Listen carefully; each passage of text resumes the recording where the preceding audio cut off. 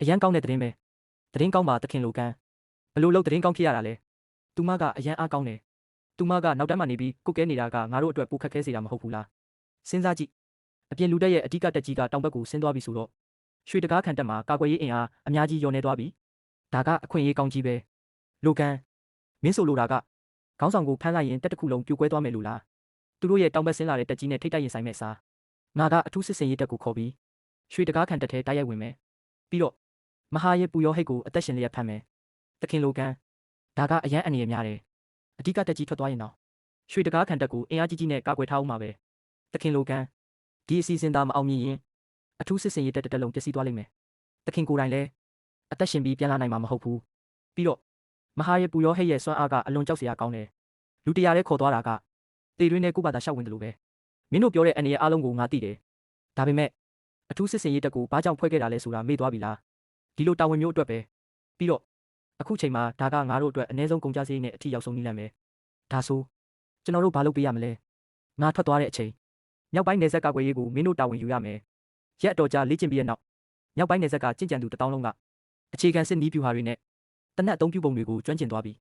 အပြင်လူတက်ကိုတားဆီးဖို့ဒါနဲ့လုံလောက်တယ်မြောက်ပိုင်းနယ်စပ်ကာကွယ်ရေးကိုကျွန်တော်နဲ့ဘရင်မကြီးတာဝန်ယူပါမယ်အသက်ပေးရရင်တော့အပြင်လူတယောက်ကိုမှဒီကာကွယ်ရေးမြင့်ကိုမဖြတ်စေရဘူးလိုကန်စိတ်ချလက်ချသွားပါရှင်ပြန်လာတဲ့အထိကျမဒီနေရာကိုအဆုံးထိထိန်းထားမယ်ကောင်းတယ်ဆာရာကအလုံးစုံစစ်ဦးစီးတာဝန်ယူမယ်နောက်ပြီ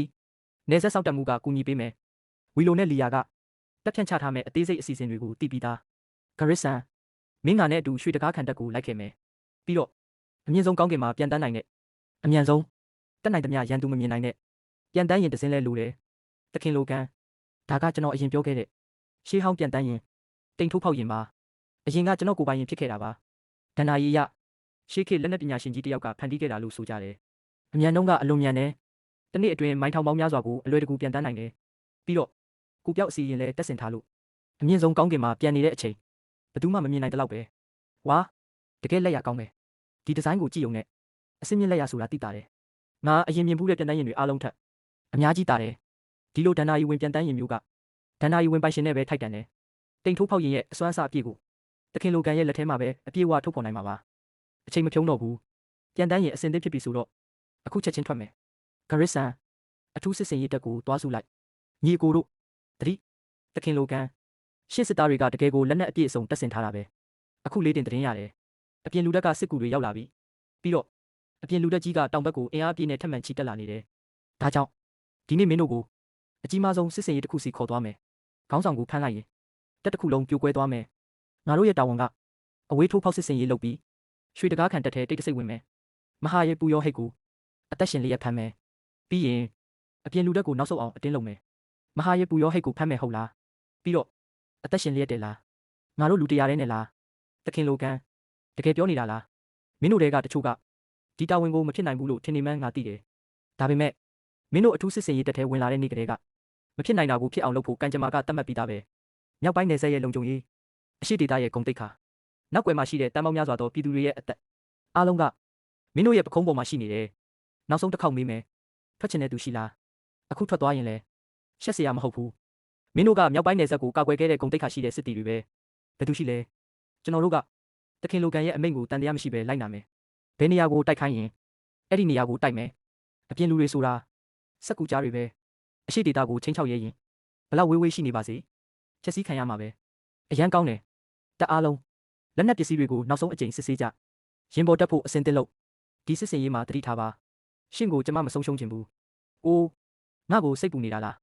ဒါပေါ့ရှင့်ကိုစိတ်ပူတာပေါ့အဲ့ဒါဘာဖြစ်လဲစိတ်အေးအေးထားဒီတာဝန်ကိုအမြန်ဆုံးအဆုံးသတ်ပြီးပြန်လာမယ်အရင်တစ်ခေါက်ဗိုလ်ချုပ်ပိန်းကအရှိဒေတာကျင့်ကြံသူတွေအားလုံးရှုံးနေသွားပြီအားကောင်းတဲ့ကျင့်ကြံသူမကြံတော့ဘူးလို့တင်ပြခဲ့တယ်ဒါပေမဲ့ဘာကြောင့်တာမန်တောင်ကုန်းလေးတစ်ခုမှာငါတို့ဒီလောက်ထိအရှုံးကြီးရှုံးခဲ့ရတာလဲပြီးတော့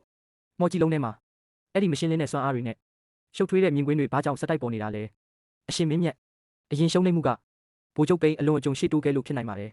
ဒါပေမဲ့ဒီတစ်ခေါက်တော့ဖာရိုကောင်စီရဲ့အကြီးအကဲရှေ့ယောက်ကကိုယ်တိုင်ရှေ့တန်းကိုဦးဆောင်နေပါတယ်တယောက်ချင်းစီကအမြင့်ဆုံးစွမ်းအားကိုပိုင်ဆိုင်ထားသူတွေပါဒီတစ်ခါတော့အောင်ပွဲကတေချပါတယ်ဒါပေမဲ့ထူးဆန်းတယ်လို့မထင်ဘူးလားမော်ကြီးလုံးကနေမြင်ရတာအရာရန်သူတွေကတာမန်လူတွေနဲ့ဘာမှမကွာဘူးဒါဆိုတာမန်လူတွေက ငါတို့ရဲ့အားကောင်းတဲ့မော်ပညာရှင်တွေကိုဘယ်လိုလုပ်အနိုင်ယူနိုင်တာလဲငါတို့မသိတဲ့အရာတစ်ခုခုဒါမှမဟုတ်ထူးခြားတဲ့ပုံကိုယ်တစ်ယောက်ကသူတို့ကိုလှုပ်ဝက်ကူညီနေတာမဟုတ်ရင်ဒါမျိုးမဖြစ်နိုင်ဘူးအရှင်မင်းမြတ်တစ်ဖက်မှာလှုပ်ဝက်ဆရာကြီးတစ်ယောက်ရှိနေတယ်လို့ဆိုလိုတာလားဂျိုးနတ်နဲ့တခြားအကြီးအကဲတွေတတိထားပြီးလှုပ်ရှားကြဖို့ပဲဆူတောင်းရတော့မယ်ရှေ့တန်းအခြေအနေကိုအချိန်ပြည့်စောင့်ကြည့်နေပါတခုခုဖြစ်တာနဲ့ချက်ချင်းငါ့ကိုသတင်းပို့ဟုတ်ကဲ့အရှင်မင်းမြတ်ညီအကိုတို့မျက်လုံးဖွင့်ထားကြအမြဲတမ်းရှိကြရွှေတကားခံတက်ကရှိမှာပဲငါတို့ရောက်ပြီထောက်လန်းရေးသတင်းအရမဟာရဲ့ပူရောဟဲ့ရဲ့နန်းတော်ကရွှေတကားခံတက်ရဲ့အလဲဘဟုမှာရှိတယ်တိမ်ထိုးဖောက်ရင်ကနန်းတော်အပေါ်တိုက်ရိုက်ပြန်တမ်းမယ်တက်ခွဲတစ်နှစ်သုံးငါနဲ့အတူကြိုးကနေဆင်းပြီးနန်းတော်ဝင်းထဲဝင်မယ်တခင်လိုကန်ဆင်းပြီးရင်ဘာလုပ်ရမလဲမြေပြင်ရောက်တာနဲ့တက်ခွဲတွေကအလှည့်ကျပစ်ကူပေးမယ်မဟာရဲ့ပူရောဟဲ့ရဲ့အခန်းစီတိုက်ရိုက်ထိုးဖောက်မယ်မှတ်ထားကြငါတို့ရဲ့အဓိကတာဝန်ကသူမကိုအသက်ရှင်လျက်ဖမ်းဖို့ပဲသူမကိုမြင်တာနဲ့လုံးဝမတွန့်ဆုတ်နဲ့အိတ်ဆေးတနက်နဲ့ချက်ချင်းပြစ်သူမသားစွမ်းအားအပြည့်ထုတ်သုံးလိုက်ရင်ငါတို့မှအနိုင်ရနိုင်မယ့်အခွင့်အရေးမရှိဘူးဖမ်းမိတာနဲ့အခုံးပေါ်ထမ်းပြီးချက်ချင်းထွက်မယ်ဘလို့အကြောင်းနဲ့မှမနာနဲ့တခင်လိုကန်ကျန်တဲ့တက်ခွဲတွေကရောသူတို့ကဂရစ်ဆန်ရဲ့အမိတ်အောက်မှာတိမ်ထိုးဖောက်ရင်ပေါ်မှာအတင်းဆောင်နေမယ်မင်းတို့ရဲ့တာဝန်ကအရန်တက်အဖြစ်နေပြီးလိုအပ်တာနဲ့လေချောင်းပစ်ကူနဲ့ပြန်လဲခေါ်ထုတ်ရေးကိုချက်ချင်းဆောင်ရွက်ဖို့ပဲနားလဲပါတယ်တက်အားလုံးပြန်တန်းရင်ကပြစ်မှတ်နေရာကိုရောက်ပြီးစစ်စင်ရေးအတွက်အစင်တင်ပြင်ကျိုးကနေဆင်းမယ်တက်ခွဲတစ်ဝင်ပေါက်ကအဆောင်တွေကိုရှင်းလိုက်တက်ခွဲနှစ်ရှေ့ကဥဆောင်တက်ခွဲသုံးနောက်ကပစ်ကူပေးဘသူတွေလဲရက်လိုက်တက်ခွဲတစ်အလင်းပုံးပစ်တက်ခွဲနှစ်ပစ်ခတ်တတ်မှတ်ထားတဲ့လမ်းကြောင်းအတိုင်းရှေ့ဆက်တိုးတခင်လိုကန်ဒါကနန်းတော်ရဲ့အတွင်းဆုံးနေရာပါတကားကိုဖောက်ဝင်မလားတကားဖောက်တာနှိမ့်လုံးနဲ့နေရန်ကိုဖောက်မယ်မင်းတို့ဘသူတွေလဲဘလို့လို့ဒီနေရာထဲဝင်လာတာလဲအဆောင်စကားများလိုက်တာအိတ်တော့ဒါဆိုငါမမဘူးဆိုရင်မင်းကမဟာရေးပူရောဟိတ်ပေါ့မင်းတို့ဘသူတွေလဲဘာလို့ချင်တာလဲဒီနေရာကအတင်းကျပ်ဆုံးလုံခြုံရေးနဲ့ကာကွယ်ထားတာမင်းတို့ဘလို့လို့ဝင်လာနိုင်တာလဲမေးတာကိုပဲဖြေမင်းဟုတ်လားမဟုတ်ဘူးလားငါဘသူဆိုတာသိရတာနဲ့ဒီနေရာထဲဝင်လာရဲတယ်ပေါ့ငါမင်းကိုတက်ပြစ်မှာမကြောက်ဘူးလားဒါဆိုဟုတ်တယ်ပေါ့ကောင်းပြီစကားတွေအများကြီးပြောမနေတော့ဘူးအဲ့ဒါပါလဲငါတို့မှအချိန်မရှိဘူးယဉ်ကျေးမှုစကားတွေကြော်လိုက်မယ်အရှင်မင်းသမီးကျေးဇူးပြုပြီးငါတို့နဲ့ပူးပေါင်းလိုက်ပါစိတ်မပူနဲ့ငါကအကျဉ်းသားတွေကိုကောင်းကောင်းဆက်ဆံတယ်အဲ့ဒီပောက်ကွဲတန်ကြောင့်အနီးအနားကအဆောင်အားလုံးဒီကိုရောက်လာတော့မယ်မြင်မြန်လှူရှားဝင်လာတဲ့လမ်းအတိုင်းပြန်ဆုတ်မယ်တခင်လိုကန်အပြင်မှာရန်သူတွေအပြည့်ပဲငါတို့ဝိုင်းခံထားရပြီတခင်လိုကန်ထွက်လမ်းမရှိတော့ဘူးထင်တယ်ဝိုင်းခံထားရတယ်ဟုတ်လားဒီလောက်ခက်ခက်ခဲခဲစူးစမ်းပြီးမဟာရဲ့ပူရောဟိတ်ကိုဖမ်းလာတာကြွက်လို့ပိတ်မိဖို့မဟုတ်ဘူးငါလမ်းကိုပိတ်တဲ့သူမှန်သမျှဒီနေ့အကုန်ရှင်းပြစ်မယ်စနစ်ဒုံးပစ်လောင်ချာကိုထုတ်လိုက်အားလုံးနောက်ဆုတ်ပြီးနားကိုပိတ်ထားကြတခင်လိုကန်ဒီလက်နက်ကအရန်ကြောက်စရာကောင်းတယ်မျက်စိတမိတ်တွင်ရန်သူတွေကြားမှာလမ်းတလန်းဖောက်ထွက်သွားတယ်တခင်လိုကန်ကအကောင်းဆုံးလက်နက်တွေကိုအမြဲနောက်ဆုံးမှထုတ်သုံးတာပဲအထူးစစ်စင်ရေးတသားတိုင်းသာဒီလိုလက်နက်တစ်လက်စီရမယ်ဆိုရင်ငါတို့ကိုဘယ်သူမှတားနိုင်တော့မှာမဟုတ်ဘူးစကားများတာရက်လိုက်တော့တိုက်ပွဲဆက်လိုက်ရအောင်အမြင့်မြတ်ဆုံးဖုံးတော်ကြီးကိုဖမ်းသွားကြပြီပြန်တန်းတကားတွေပဲမှာလဲကျူးကျော်လာတဲ့သူတွေမလွတ်ခင်အမြန်ပြန်တက်လိုက်ငကားတွေကိုပြန်ခေါ်ဖို့အနည်းဆုံး15မိနစ်လိုတယ်မမီတော့ဘူးညီအကိုတို့လက်ထဲမှာကြံတဲ့လက်ပစ်ပုံအားလုံးကိုအောက်ကိုပစ်ချလိုက်ဒီအထိရောက်လာပြီးမှရန်သူနည်းနည်းတောင်မရှင်းမဲ့ပြန်သွားရင်နှမျောစရာကြီးအမိန့်ကြားတယ်အခုချက်ချင်းပစ်ချလိုက်ဖဲလိုက်ကြဒီတစ်ခါငါအလှဲ့ပြီးသွားပြီပြန်ဆုတ်မယ်အားနေတဲ့သူတွေနဲ့ငါမတိုက်ဘူးဒီတိုက်ပွဲမစခင်မင်းတို့ရဲ့လျှို့ဝှက်မာစတာကိုခေါ်ထုတ်လိုက်ပြီးခဲ့တဲ့တစ်ခေါက်မင်းတို့နောက်မှာအင်အားကြီးတဲ့သူတယောက်ရှိနေတယ်ဆိုတာငါတို့သိတယ်ဒီတစ်ခေါက်တော့ငါတို့ဘက်မှာအကြီးအကဲ6ယောက်လုံးရှိနေပြီဒါကြောင့်မင်းတို့ရဲ့အားအကောင်းဆုံးလူကိုလည်းထုတ်ပြဧကရီမင်းမြတ်အခြေအနေမကောင်းတော့ဘူးသူတို့ကငါတို့ဘက်မှာလျှို့ဝှက်မာစတာတယောက်ရှိတယ်လို့ယုံကြည်နေကြတယ်ဒါပေမဲ့ငါတို့မှာအဲ့ဒီလိုလူမျိုးမရှိဘူးငါတို့နောက်မှာဘယ်သူမှမရှိတာကိုသူတို့သိသွားရင်အင်အားပြည့်နဲ့တိုက်ခိုက်လာတော့မှာပဲဦးလေးနောက်သူတို့ကိုအချိန်နဲ့ဆွဲထားနိုင်မယ့်နည်းလမ်းရှိလားဧကရီမင်းမြတ်ကျွန်တော်စေတနာဝန်ထမ်းတပ်ဖွဲ့ကိုဦးဆောင်ပြီးအချိန်ဆွဲပေးပါမယ်တက်မူးဝီလိုအခုချိန်မှာထွက်တိုက်ရင်အချိန်မဆွဲနိုင်ဘူးတိုက်ပွဲပဲပုံမြန်မြန်ပြီးသွားလိမ့်မယ်ဟောလူစုံတက်စုံပဲတိုက်ပွဲစားတော့မလို့လားလိုကန်မင်းပြန်ရောက်လာပြီလားအမြင့်မြတ်ဆုံးဖုံးတော်ကြီးကိုဖမ်းလာခဲ့ပြီလားငါကိုယ်တိုင်သွားရင်အလုတ်ကအမြဲပြီးတယ်လိုကန်တကယ်ပဲအနောက်တိုင်းဘက်ရဲ့အမြင့်မြတ်ဆုံးဖုံးတော်ကြီးကိုဖမ်းလာနိုင်ခဲ့တာပဲတခင်လိုကန်ကတကယ်ကိုထူးခြားတဲ့လူပဲဒီလောက်မြန်မြန်ပြန်လာနိုင်မယ်လို့မထင်ထားဘူးအရန်ကောင်းတယ်အခုအမြင့်မြတ်ဆုံးဖုံးတော်ကြီးကငါတို့လက်ထဲမှာရှိနေပြီဆိုတော့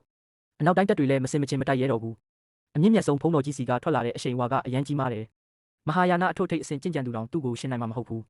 ဒီအထူးစစ်စင်ရေးအဖွဲ့ကအောင်မြင်သွားပြီဒီနေ့ကစပြီးငါတို့မဖမ်းနိုင်တဲ့သူမရှိတော့ဘူးတခင်လိုကန်အချိန်မီပြန်ရောက်လာတာပဲ အနောက်တိုင်းတပ်တွေကငါတို့ဘက်မှာလှုပ်ဝက်မာစတာရှိတယ်လို့ယုံကြည်နေကြတယ်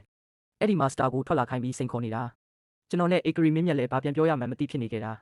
ဒါပေမဲ့အခုမင်းရောက်လာတော့အဆင်ပြေသွားပြီသူတို့ကိုငါပြောလိုက်မယ်အနောက်တိုင်းတပ်များနားထောင်ကြပြီးခဲ့တဲ့တစ်ခေါက်မင်းတို့ကိုအနိုင်ယူခဲ့တဲ့သူကတခြားဘသူမှမဟုတ်ဘူးဝိညာဉ်စွမ်းအားလုံးဝမရှိတဲ့လူသားမန်ငါလိုကံပဲမင်းလိုလူသားမန်တယောက်ကကိုမာစတာလို့ပြောရဲတယ်ပေါ့အဲ့ဒီနေ့ကငါတို့ကြုံခဲ့ရတဲ့တိုက်ခိုက်မှုတွေကအရန်ကြောက်စရာကောင်းပြီးနားလည်လို့တော့မရတဲ့စွမ်းအားတွေမင်းလိုပိုးကောင်တကောင်ကအဲ့ဒီလိုစွမ်းအားမျိုးကိုဘယ်လိုလုပ်အသုံးပြုနိုင်မှာလဲလိုကံကြီးကြီးကျယ်ကျယ်ပြောတဲ့စကားတိုင်းမှာတန်ဖိုးပေးရတယ်မင်းမှာကြင်ကြံမှုအဆင့်တောင်မရှိဘူးလူသားမန်တယောက်ကငါရှိမှလာပြီးကြွားရဲတယ်ပေါ့စကားတွေအများကြီးပြောနေစရာမလိုဘူးသူတို့ကသူတို့ရဲ့တကယ်မာစတာကိုမထုတ်ပဲဒီလိုဘယ်သူမှမဟုတ်တဲ့လူတယောက်ကိုငါတို့ရှေ့လွတ်ထားတာကစော်ကားတာပဲစကားတွေတော်လောက်ပြီဒီနေ့ငါတို့အကြီးအကဲ၈ယောက်လုံးဒီမှာရှိနေတယ်ဒီတိုက်ပွဲမှာအောင်ပွဲကငါတို့အတွက်ပဲသူတို့မှာလှုပ်ဝက်မှာစားတာရှိမရှိဘာရေးလဲခဏနေဦးမင်းတို့လည်းတိုက်ချင်နေကြတာလားဒါဆိုမင်းတို့ရဲ့အမြင့်မြတ်ဆုံးဖုံးတော်ကြီးကိုအရင်မေးပြီးပြီလားဒါကအမြင့်မြတ်ဆုံးဖုံးတော်ကြီးမဟုတ်လားဒါဘယ်လိုဖြစ်နိုင်မှာလဲအမြင့်မြတ်ဆုံးဖုံးတော်ကြီးကမိုင်းထောင်ချီဝေးတဲ့ရွှေတကားခံတက်မှာရှိနေရမှာလေဒီကိုဘယ်လိုရောက်လာတာလဲအမြင့်မြတ်ဆုံးဖုံးတော်ကြီးရဲ့စွမ်းအားကအတိုင်းအဆမရှိဘူးဒီအရှိဘက်ကလူတွေကသူ့ကိုဘယ်လိုလုပ်ဖမ်းနိုင်မှာလဲအရှိဘက်ကအယူတွေအမြင့်မြတ်ဆုံးဖုံးတော်ကြီးကအခုချိန်ထိရွှေတကားခံတက်မှာပဲရှိနေတယ်လုံခြုံရေးကအတင်းကျပ်ဆုံးပဲနေရာတိုင်းမှာမာဆာတာတွေစောင့်နေကြတယ်ပြီးတော့အမြင့်မြတ်ဆုံးဖုံးတော်ကြီးကိုယ်တိုင်လည်းအလွန်အင်အားကြီးတယ်မင်းတို့ဖမ်းနိုင်ဖို့ဆိုတာလုံးဝမဖြစ်နိုင်ဘူးဒါကမျက်လှည့်ပဲတေချာပေါက်အရှိဘက်ကလူတွေလှုပ်ထားတဲ့လှည့်ကွက်ပဲအမြင့်မြတ်ဆုံးဖုံးတော်ကြီးကရွှေတကားခံတက်မှာရှိနေရမှာဘယ်လိုလုပ်အဖမ်းခံရမှာလဲအလင်းစလိုမဆုံးဖြတ်နဲ့အိုးရွှေတကားခံတက်ကိုအခုချက်ချင်းဆက်သွယ်ပြီးအမြင့်မြတ်ဆုံးဖုံးတော်ကြီးအိမ်မှာရှိသေးလားဆိုတာစစ်ကြည့်လိုက်ပါလားအကြီးကဲကားရွှေတကားခံတက်ကတက်မှုကိုဆက်သွယ်လိုက်အမြင့်မြတ်ဆုံးဖုံးတော်ကြီးလုံခြုံရက်လားစစ်ဆေးလိုက်အကြီးကဲရွှေတကားခံတက်ကအကြောင်းပြန်လာပါတယ်ပြောစမ်းအမြင့်မြတ်ဆုံးဖုံးတော်ကြီးဘယ်လိုနေသလဲအဆောင်တွေရဲ့အစီရင်ခံစာအရ၃ရက်ကြာကလူသက်သမားတစ်ဖွဲ့ကအမြင့်မြတ်ဆုံးဖုံးတော်ကြီးရဲ့နန်းဆောင်ထဲကိုဖောက်ဝင်ခဲ့ပါတယ်အဆောင်တွေကအသက်ပေးပြီးတိုက်ခိုက်ခဲ့ပေမဲ့အကြီးကျယ်ဆုံးရှုံးခဲ့ရပါတယ်အဲ့ဒီနောက်ပိုင်းအမြင့်မြတ်ဆုံးဖုံးတော်ကြီးပျောက်ဆုံးနေပါတယ်ရွှေတကားခံတက်တစ်ခုလုံးကိုရှာဖွေခဲ့ပေမဲ့ဘာတဲလွန်စားမှမတွေ့ခဲ့ပါဘူးအခုတော့ယုံပြီလားရွှေတကားခံတက်ကအလွန်လုံခြုံတယ်အမြင့်မြတ်ဆုံးဖုံးတော်ကြီးလည်းအလွန်အင်အားကြီးတယ်ဒါကိုမင်းဘယ်လိုလုပ်နိုင်ခဲ့တာလဲအကြီးကဲဂျိုးနတ်ငါတို့ဒီလိုကံကိုရှော့တွက်ခဲ့မိတာဖြစ်နိုင်မလားသူ့မှာကြင်ကြံမှုမရှိတာမဟုတ်ဘူးသူ့စွမ်းအားကငါတို့နားမလည်နိုင်အာယုံတောင်မခံစားနိုင်တဲ့အဆင့်ကိုရောက်နေတာဖြစ်နိုင်တယ်အာယုံမခံစားနိုင်တဲ့အဆင့်ဟုတ်လားဘေးဒုက္ခဖြတ်ကျော်ခြင်းအထွတ်ထိပ်ဒါမှမဟုတ်အဲ့ဒီထက်တောင်ပိုမြင့်တဲ့အဆင့်ဖြစ်နိုင်တယ်အစောပိုင်းကငါလည်းသတင်းတစ်ခုရခဲ့တယ်ဧကရီဆာရာဖီနာဘေးမှာလူကန်ဆိုတဲ့လှုပ်ဝက်ဆန်းကျဲတဲ့လူတစ်ယောက်ပေါ်လာတယ်လို့ပြောကြတယ်ကောလာဟာလာအရာဒီတခင်လူကန်ကဒီကဘာကလူမဟုတ်ဘူးတဲ့အထက်ပုံကနေဆင်းသက်လာတဲ့နတ်သားတစ်ပါးဖြစ်နိုင်တယ်အခုကြည့်တော့အဲ့ဒီကောလာဟာလာတွေကအကြောင်းမဲ့မဟုတ်ခဲ့ဘူးထင်တယ်အထက်ပုံကနတ်သားဒါကြောင့်ပဲငါတို့ရှေ့ပြေးတက်ကိုအလွယ်တကူချိန်မုံနိုင်ခဲ့ပြီးအမြင့်မြတ်ဆုံးဖုံးတော်ကြီးကိုပါဖမ်းသွားနိုင်ခဲ့တာပေါ့ဒီလိုဆိုငါတို့ဘယ်လိုတိုက်ရမှာလဲအကြီးကဲအခုဘာလုပ်ကြမလဲအမြင့်မြတ်ဆုံးဖုံးတော်ကြီးကသူတို့လက်ထဲမှာရှိနေတယ်အရင်သူနဲ့စကားပြောကြည့်မယ်သူဘာလို့ချင်တာလဲဆိုတာအရင်စမ်းတက်ကြည့်ရအောင်တခင်လိုကန်မင်းကငါတို့ရဲ့အမြင့်မြတ်ဆုံးဖုံးတော်ကြီးကိုဖမ်းထားပြီးပြီဆိုတော့ရှေ့ဆက်ဘာလို့ချင်တာလဲပြောပါရိုးရိုးလေးပဲငါမှာတတ်မှတ်ချက်၃ချက်ရှိတယ်ပထမနတ်ဆိုးကိုင်းကပြပကျူးကျော်သူတွေနဲ့ပူးပေါင်းပြီးအရှိဒေတာကိုဖျို့ဖျဲဖြစ်စေခဲ့တယ်ဒီအဖြစ်ကိုခွင့်မလွတ်နိုင်ဘူးမင်းတို့တက်ထဲကနတ်ဆိုးကိုင်းဝင်အားလုံးကိုလွှဲပေးရမယ်ဒါကအရှိဒေတာရဲ့အတွင်းရေးကိစ္စငါတို့ဘာသာငါတို့ရှင်းမယ်ဒုတိယမင်းတို့အနောက်တိုင်းတက်ကအရှိဒေတာကနေချက်ချင်းဆုတ်ခွာရမယ်တတိယဒီစစ်ပွဲကြောင့်ငါတို့ဘက်ကထိခိုက်ဆုံးရှုံးမှုအားလုံးအတွက်တန်မိုးညီမျှတဲ့ရော်ကြီးကိုအပြည့်အဝပေးရမယ်ဒီတတ်မှတ်ချက်၃ခုကိုလက်ခံရင်အမြင့်မြတ်ဆုံးဖုံးတော်ကြီးကိုသပင်တမြင်အောင်မထိခိုက်စေဘဲပြန်လွတ်ပေးမယ်လို့အာမခံတယ်မဟုတ်ရင်တော့အဲ့ဒီလိုတောင်းဆိုချက်တွေကိုငါတို့ဘယ်တော့မှလက်မခံဘူးပြီးတော့မင်းကိုငါဘာလို့ယုံရမှာလဲ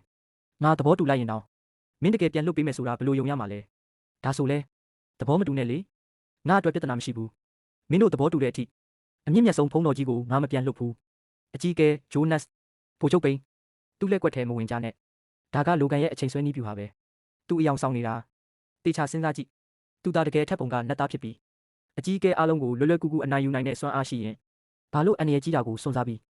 ရွှေတကားခံတက်တဲ့ခိုးဝင်ကအမြင့်မြတ်ဆုံးဖုံးတော်ကြီးကိုပြန်ပေးဆွဲရမှာလဲတကယ်စွမ်းအားရှိရင်ဒီနေရာမှာတွေငါတို့ကိုတိုက်ခိုက်လိုက်ရုံပဲဒါကတက်တည်ပြနေတာပဲသူ့မှာအကြီးကဲတွေနဲ့မဟာမိတ်တက်ကိုဓာတ်ရိုက်အနိုင်ယူနိုင်တဲ့အကျွမ်းမဲ့စွမ်းအားမရှိလို့အမြင့်မြတ်ဆုံးဖုံးတော်ကြီးကိုပြန်ပေးဆွဲခဲ့တာဟုတ်တယ်ဒီလိုကန်ကလိမ္မာပြီးလှည့်စားတတ်တဲ့သူပဲသူကအချိန်ဆွဲနေတာဒါမှမဟုတ်တခြားကြံစီမှုတစ်ခုလုပ်နေတာပဲသူ့ထောင်ချောက်ထဲမဝင်ရဘူးအခုအလျှော့ပေးလိုက်ရင်ငါတို့ယထာသမျှအားလုံးဆုံးရှုံးသွားမယ်ပြီးတော့အမြင့်မြတ်ဆုံးဖုံးတော်ကြီးကိုလုံလုံခြုံခြုံပြန်ရမယ်လို့လည်းအာမခံချက်မရှိဘူးဒါပေမဲ့ငါတို့အားနဲ့ချက်ပြလိုက်ရင်လူကန်ကဒီထက်ပိုပြီးတောင်းဆိုလာလိမ့်မယ်အတိအကျပဲငါတို့သာသူတို့တက်ကိုမြန်မြန်ချေမှုန်းနိုင်ရင်သူတို့ကိုယ်တိုင်လက်နက်ချပြီးအမြင့်မြတ်ဆုံးဖုံးတော်ကြီးကိုပြန်လွှတ်ပေးလာလိမ့်မယ်ငါအမြင်ကတော့တိုက်ကြမယ် ဂျိုးနက်စပိန်ပြောတာမှန်တယ်ငါတို့ရှစ်ယောက်လုံးပေါင်းပြီးတောင်းချီတဲ့စစ်တပ်ကြီးနဲ့ရှိနေတဲ့အချိန်မှာအမည်မသိကောင်လေးတယောက်ရဲ့ချင်းချောက်မှုကိုဘာလို့ကြောက်ရမှာလဲဟုတ်တယ်သူ့မှာလက်ကွက်နည်းနည်းရှိနေရင်တော့ငါတို့ရှစ်ယောက်ပေါင်းရင်သူ့ကိုတေချာပေါက်နိုင်ယူနိုင်တယ်အခုအရေးကြီးဆုံးကအကြီးဆုံးရပူရောဟိမကိုကယ်တင်ဖို့ပဲအလျှော့ပေးလိုက်တာကသူ့ကိုပို့ပြီးအတင်းရဲလာစေလိမ့်မယ်ဗိုလ်ချုပ်ပိန်းကြည့်ရတာငါတို့ပေးထားတဲ့ညှိနှိုင်းခွင့်ကိုတချို့လူတွေကတန်ဖိုးမထားဘူးထင်တယ်ကောင်းပြီညှိနှိုင်းမှုဒီမှာပဲပြီးပြီတက်အားလုံးကိုစုစည်းပြီးတိုက်ခိုက်ဖို့အစဉ်သင့်ပြင်ကြဆရာလိုကန်ရန်သူဘက်ကညှိနှိုင်းတော့မဲ့ပုံမပေါ်တော့ဘူးဘာလဲငါတို့ကအခွင့်အရေးပေးခဲ့တာပဲသူတို့ကိုယ်တိုင်ညှင်းပယ်လိုက်တာဒါဆိုအခုကမြောက်ပိုင်းနယ်ဆက်ကအစ်စ်လေးကျင့်ထားတဲ့ကျင့်ကြံသူ1000ရဲ့တကယ်စွမ်းရည်ကိုပြသရမယ့်အချိန်ပဲသူတို့ကအနက်ဆုံး6ကန်းပါတဲ့မကြမချင်းသင်ခန်းစာမရနိုင်ဘူးဒါဆိုသူတို့လိုချင်တာကိုပေးလိုက်ကြစို့ဆရာလိုကန်ဒီတစ်ခါတော့သူတို့အင်အားပြည့်နဲ့တကယ်လာနေပြီအဲ့ဒီအကြီးကဲရှစ်ယောက်တယောက်ချင်းစီရဲ့စွမ်းအားကမဟာယာနာထုတ်ထိတ်စင်ထန်မနှိမ့်ဘူးကြည့်ရတာအကြီးဆုံးရပူရောဟိမကိုဖမ်းထားတာတောင်သူတို့မမှုတော့ဘူးသူတို့ကကိုကောင်းဆောင်ရဲ့အသက်ကိုတောင်မစိုးရိမ်ဘူးဒီအနောက်တိုင်းသားတွေကတကယ်ယူသွနေကြတာပဲလိုကန်ဒီတစ်ခါသူတို့အင်အားကအယမ်းများတယ်နောက်ဆုတ်ပြီးပြန်စီစဉ်တင်တာမဟုတ်ဘူးလားငါကနောက်ဆုတ်ရမယ်လေလားအမိန့်ပေးလိုက်တက်အားလုံးအမြင့်ဆုံးတိုက်ခိုက်ရေးအသည့်အနေထားကိုဝင်လိုက်သူတို့ကညစ်ပတ်တဲ့နီးနဲ့တိုက်ချင်တယ်ဆိုတော့လက်နက်ကြီးတွေထုတ်သုံးရမယ့်အချိန်ရောက်ပြီစနစ်ရေးတဲဆောင်နိုင်တဲ့မီးပစ်လက်နက်900နဲ့လောင်စာဘူးတွေကိုလဲလှယ်မယ်ပြီးတော့155မီလီမီတာဟောင်ဝစ်စာအမြောက်အလက်20အခြေခံကြီး1000တောက်အမြောက်တပ်သားတွေအတွက်ချက်ချင်းကျွမ်းကျင်မှုထည့်သွင်းခြင်းကိုပါလဲလှယ်မယ်လဲလှယ်မှုအောင်မြင်ပါသည်အမှတ်3500အသုံးပြုပြီးပါပြီဒီ155မီလီမီတာဟောင်ဝစ်စာအမြောက်ကြီးတွေနဲ့မီးပစ်လက်နက်တွေဆိုရင်လုံလောက်တာထက်တောင်ပိုနေပြီဆရာလိုကန်ဒီလက်နက်အစ်စ်တွေကဘာတွေလဲဒါကမီးပစ်လက်နက်တစ်ချက်ပစ်လိုက်တာနဲ့မီတာ100ကျော်ရှည်တဲ့မီးတန်းကြီးထွက်လာမယ်ဒီမီးတန်းကပြန်တန်းတကားတွေမှုတ်တဲ့မီးထက်တောင်ပိုရှည်တယ်ဒါဆိုအနောက်တိုင်းစစ်သားတွေအပြေးဝင်လာတဲ့အချိန်သူတို့ကိုချင်းပစ်လိုက်ရုံနဲ့တစ်ချက်တည်းအကုန်လုံးသွားမှာပေါ့မှန်တယ်ဒါကတော့ဟောင်ဝစ်စာအမြောက်ကြီးမော်တာအမြောက်ထက်အစ100ပိုပြင်းတယ်ကြီးတောင်းကြတာနဲ့ရန်သူတစ်ဖွဲ့လုံးဖုံမှုဖြစ်သွားမယ်တစ်ချက်ပြည့်ရုံနဲ့ဒီလောက်ကြီးတဲ့ဖြက်စီအားကိုထုတ်နိုင်နေဆိုတာဒီနေ့တော့တကယ်ပညာအသေးရလိုက်တာပဲဟောင်ဝစ်စာတစ်လက်ထဲနဲ့ရန်သူတစ်ဖွဲ့လုံးကိုဖျက်ဆီးနိုင်တယ်ငါတို့မှာအလက်20ရှိတယ်အဲ့ဒါဆိုရန်သူရဲ့ရှေ့တန်းတစ်လျှောက်လုံးကိုအပြည့်အဝဖုံးလွှမ်းပစ်နိုင်မယ်တခြားလက်နက်တွေနဲ့ပေါင်းလိုက်ရင်ဒီနေ့ရန်သူတွေကန်ဆိုးတာပဲဒီနေ့သူတို့ကိုအကန့်အသတ်မရှိမိအားနဲ့အိတ်ခံမယ်ဂယ်ရီဆန်ရက်ကြည့်မနေနဲ့မိပြလက်နက်တွေကိုရှေ့တန်းစစ်သားတွေစီချက်ချင်းဖြန့်ဝေလိုက်ဟောင်ဝစ်စာအမြောက်တွေကိုလည်းနောက်တန်းအမြောက်နေရာမှာတန်းစီထားလိုက်ဟုတ်ကဲ့ဆရာလိုကန်